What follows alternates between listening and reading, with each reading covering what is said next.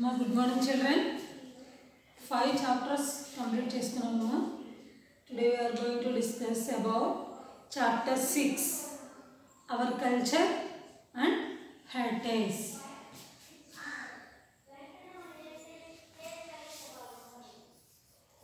Our culture and heritage.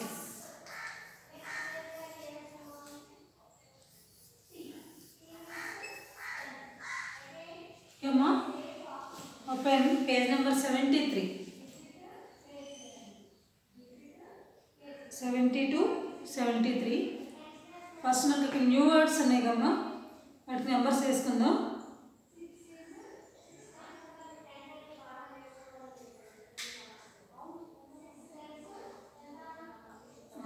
One, architecture. 2, influence. 3, dynasty. 4, community. 5, monument. 6, religious. 7, harmony. 8, minaret. So numbers వేసుకున్నారమ్మా. Okay, page number 73. మనం already previous లెసన్లో culture గురించి చదివాం. Chapter 4 culture and heritage అని చదివాం. దాంట్లో మనకి dressing style, food style, music, dance వీటన్నిటి గురించి డిస్కస్ చేసాం. ఈరోజు ఈ అవర్ కల్చర్ అండ్ హెరిటేజ్లో ఏ టాపిక్స్ వస్తాయో చూద్దాం. ఓకేనా? India is the land of diverse culture and religions. మన ఇండియాలో కల్చరు, రిలీజియన్స్ చాలా రకాలుగా ఉంటుంది. దానికి పెట్టింది పేరు మన భారత భూమి.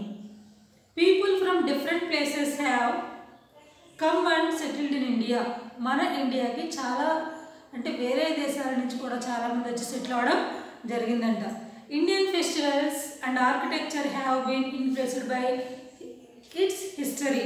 ఇలా అదర్ కంట్రీస్ వాళ్ళు కూడా వచ్చి మన ఇండియాలో సెటిల్ అవ్వడం వల్ల మన ఇండియన్ ఫెస్టివల్స్, మనకి ఇక్కడ ఉన్న ఆర్కిటెక్చర్ అంటే the design and style of buildings, వీటిలో వాళ్ళ యొక్క ఇన్ఫ్లుయెన్స్ అంటే వాళ్ళ పద్ధతులన్నీ కనిపిస్తూ ఉంటాయంట మన హిస్టరీలో.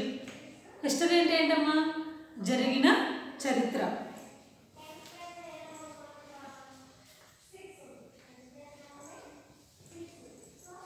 హిస్టరీలో అలానే వేరియస్ కల్చర్ అంటే మనం పాటించే ఆచారాలు, సాంప్రదాయాలు అన్నీ వస్తాయి దాంట్లో. అండ్ డిఫరెంట్ రిలీజియన్స్ అండ్ అనేక రకాలైన మతాలు.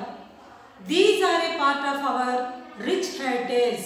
ఇవన్నీ కూడా మన ఇండియాకి రిచ్ హెరిటేజ్ అవ్వడానికి ఒక భాగంగా ఉన్నాయంట. Today topic is architecture. Today topic architecture. Architecture means the design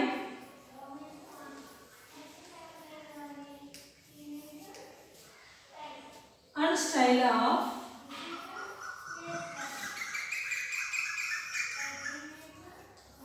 buildings.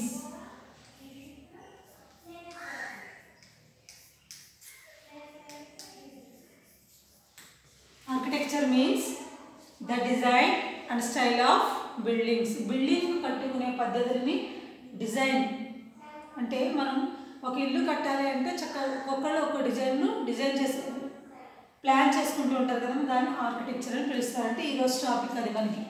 Okay, every civilization has had its own special style of making buildings for residential, official, religious and ornamental purposes. ఈ ప్రతి ఒక్కరికి కూడా own civilisation అంటే ఏంటి?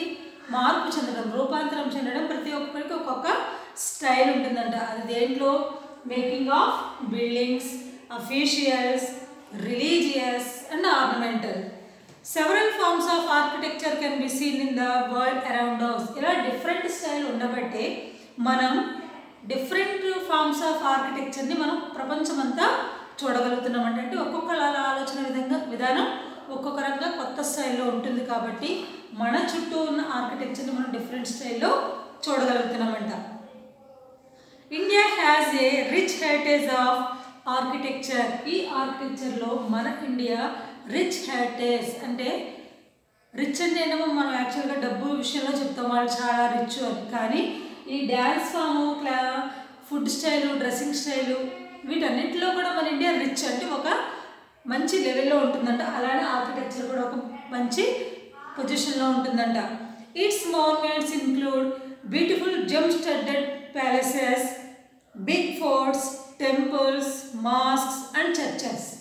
మనకి ఈ architecture different style ఎక్కడెక్కడ ఎక్కువ కనిపిస్తుంది మనకి? ప్యాలెస్ అంటే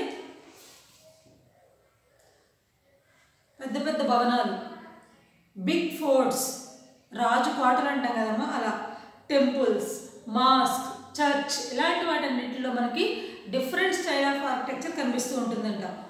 carefully designed water tanks or baolis for water conservation also reveal the diverse skill that have been used to build India's rich heritage. ఆ ఓల్డెన్ డేస్లో కట్టిన ఈ ఆర్కిటెక్చర్లో వాడు చాలా చక్కటి డిజైన్స్ చేసుకునేవాడంటే పర్టిక్యులర్గా వాటర్ ట్యాంక్స్ కూడా వాడు చక్కటి డిజైన్. వాటర్ ట్యాంక్ కన్నా బాయిలర్స్ అన్నా ఒకటే, వాటిని కూడా చాలా కేర్ఫుల్గా వాటర్ కన్జర్వేషన్ అంటే వాటర్ని వేస్ట్ అవ్వకుండా కన్జర్వ్ చేసుకునే విధానంగా వాళ్ళు డిజైన్ చేసుకునేవాళ్ళంటే దాన్ని చూస్తే కూడా మన ఇండియాకి రిచ్ హెరిటేజ్ ఉందని మనకి అర్థమవుతుందంట. The architecture of India has been influenced by its history, various cultures and different religions. ఇప్పుడు మనం చెప్పుకున్నాం కదా డిఫరెంట్ కంట్రీస్ నుంచి చాలామంది వచ్చి మన ఇండియాలో సెటిల్ అవ్వడం వల్ల వాళ్ళ యొక్క ఇన్ఫ్లుయెన్స్ ఇండియా మీద పడింది. అలానే కల్చర్లో, ఆర్కిటెక్చర్లో, రిలీజియన్స్లో అన్నింటిలో కూడా. Indian architecture has been influenced by designs and styles from other cultures but it has maintain unique style of its own. ఇలా ఎందుకు డిఫరెంట్ స్టైల్ కనిపిస్తుంది అంటే వచ్చిన వాళ్ళు అంటే అదర్ కంట్రీస్ నుంచి వచ్చి సెటిల్ అయిన వాళ్ళు అందరూ ఒక్కొక్కరికి ఒక్కొక్క స్టైల్. అంటే ఓల్డెన్ డేస్లో మన ఇండియాని రూల్ చేసింది రాజులు కూడా ఉన్నారు. వాళ్ళు కట్టించిన ఫోర్ట్స్ కానీ వాళ్ళు కట్టించిన టెంపుల్స్ కానీ ఇవన్నీ కూడా different style, unique style. Unique అంటే ఏంటి? ఒక్కొక్కరికి ఒక్కొక్క డిఫరెంట్ ఆలోచన ఉంటుంది. అది ఎలా ఉంటుంది? ఒకళ్ళ ఆలోచనతో ఒకరికి పోలిక ఉండదు, యూనిక్గా ఉంటుంది. యూనిక్ అంటే ఒక చోట ఉంది వేరే చోట ఉండదు. ఇప్పుడు సపోజ్ మనకి తాజ్మహల్ ఉంది, అది మన ఇండియాలో ఉంది, వేరే ప్లేస్కి ఎక్కడికి వెళ్తే మనకు అది అలాంటిది కనిపించదు. అంటే యూనిక్ స్టైల్ అనేది వాళ్ళు ఫాలో అయ్యేవాళ్ళు అనమాట. అందుకని మన ఇండియాలో ఉన్న ఈ ఆర్కిటెక్చర్ అంతా కూడా మనకు డిఫరెంట్గా కనిపిస్తుంది. The Taj Mahal at Agra is one of the 7 wonders of the world. ప్రపంచం మొత్తంలోనే మన ఆగ్రా 7 వండర్స్గా కూడా చాలా పేరు తీసుకొచ్చుకుంది. Okay, today let us learn about some of the famous architectural sites and monuments of India. First one, Meenakshi Temple.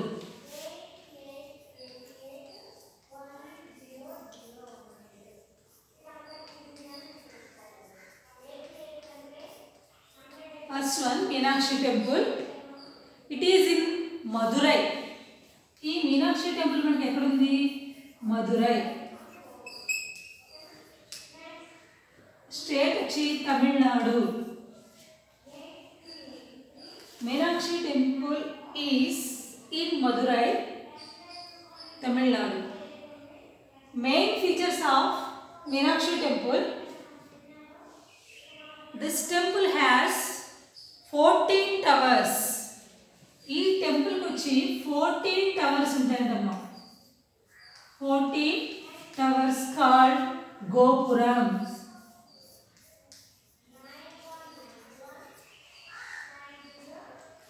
Towers ఉంటే వాటిని ఏమని పిలుస్తారు అంటే కాల్డ్ గోపురం. And 1000 pillars hall with 985 pillars. Pillars అంటే ఏంటి? మనం ఇంటికి స్తంభాలు పోస్తాం కదమ్మా, అలాంటివి హాల్ అంటే మనం కారిడార్ ఉంటాం కదా, ఓపెన్ ప్లేస్ అంటే జనం కూర్చోవడానికి వీలుగా ఉండే హాల్ కట్టుకుంటాం కదా, అలాంటివి అలా కూర్చునే చోట కట్టిన హాల్కి ఎన్ని పిల్లర్స్ ఉన్నాయంట? 985 pillars. This is the special feature of Meenakshi temple. It is in Madurai, Tamil Nadu state. It has 14 towers called as Gopuram, 985 pillars with hall. And next, images of gods and goddesses are carved on these pillars. ఇక్కడ pillars ఉన్నాయి కదా, ఆ pillars మీద దేవుడి బొమ్మల్ని దేవతల బొమ్మల్ని కారుడు చెక్కడం జరిగిందంట. These images tell legendary tales. Just outside this pillar hall towards the west are the musical pillars. ఈ పిల్లర్స్ మీద ఈ పిక్చర్స్ కనుక మనం చూస్తే కొన్ని కథలు మనకు తెలుస్తాయంట. లెజెండరీ టేల్స్ అంటే జాతక కథలు అంటారు. అంటే ఆ రోజుల్లో జరిగిన కథలన్నింటినీ మనం కొన్ని అర్థం చేసుకోగలుగుతామంట ఆ స్తంభాలు మనం చూస్తే కనుక.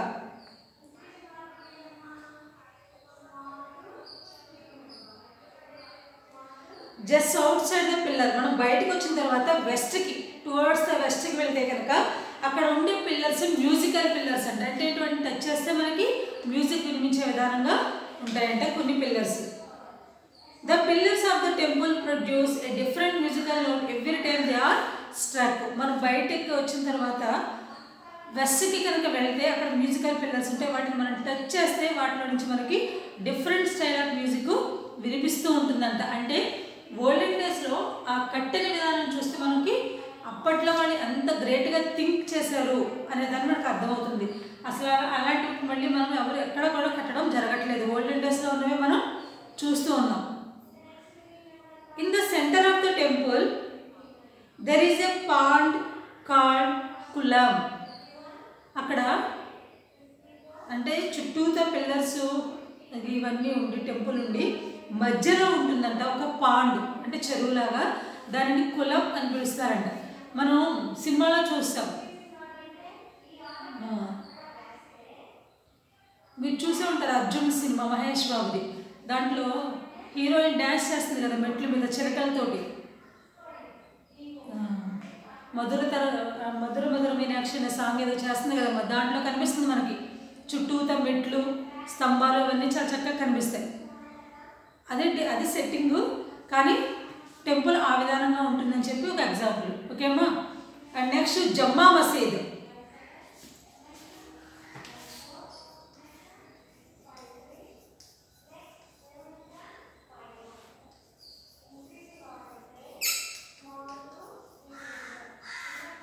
Next Jama Masjid. It is in Delhi. ఇది ఎక్కడుంది అంటే ఢిల్లీలో ఉంది. It is the one of the most famous mosque in India. మన ఇండియాలో ఉన్న మసీదులన్నింటిలో ఇది చాలా ప్రసిద్ధమైన మసీదు. This mosque was built by Mughal King Shah Jahan in the 17th century. ఈ మసీదుని 17th centuryలో షాజహాన్ అనే రాజు కట్టించాడంట. ఈ రాజు మొఘల్ వంశానికి చెందినటువంటి రాజు, మొఘల్ కింగ్.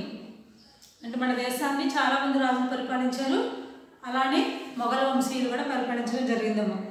వీళ్ళ టైంలో చాలా మౌన్మెంట్స్ కట్టడం, అంటే పెద్ద పెద్ద కట్టడాలు కట్టడం జరిగింది వీళ్ళ యొక్క రూలింగ్ టైంలో. Main features of this monuments are, ఈ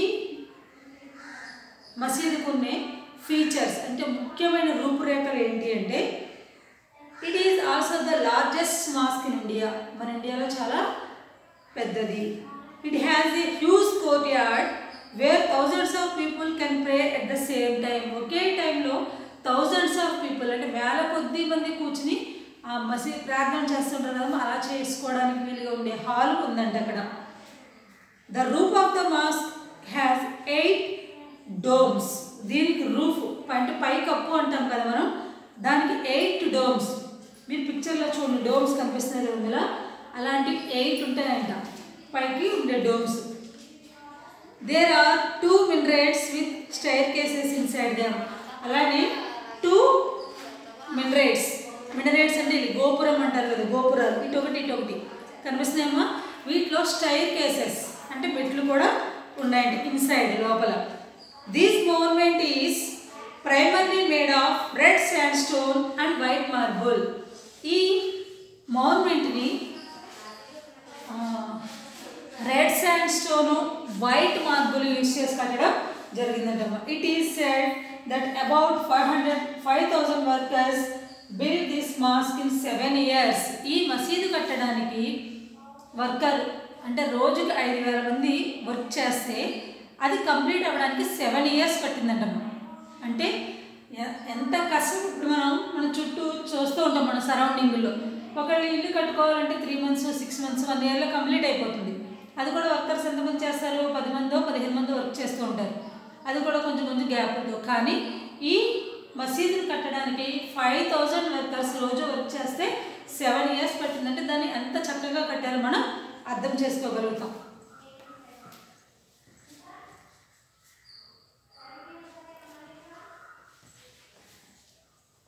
ఓకేమ్మా, ఈరోజు మనం డిస్కస్ చేసింది architecture, the design and style of buildings.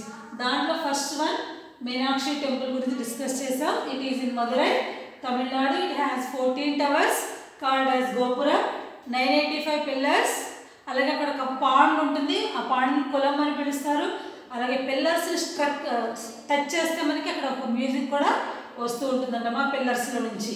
అది Meenakshi temple. Next Jama Masjid. It is in Delhi. It was built 17th century by Shahjahan, Mughal king Shahjahan. ఈ కట్టడానికి యూజ్ చేసింది red sand stone and white marble. 5,000 workers 7 years కష్టపడి ఈ జమ్మా మసీదు కట్టడం జరిగిందంటమ్మా. It is the largest one in the India. అన్నింటిలో కన్నా చాలా పెద్దది. thousands of people ఒకసారి కూర్చుని ప్రేయర్ చేసుకోగలుగుతారంటే ఈ జమ్మా మసీద్ ప్లేస్. ఇవి మెయిన్ ఫీచర్స్. ఓకే, ఈరోజు 2 డిస్కస్ చేసాం. దానికి సంబంధించిన ప్రాక్టీస్ జోన్ ఉంది చూడండి. Practice zone 1, correct the statement and rewrite them.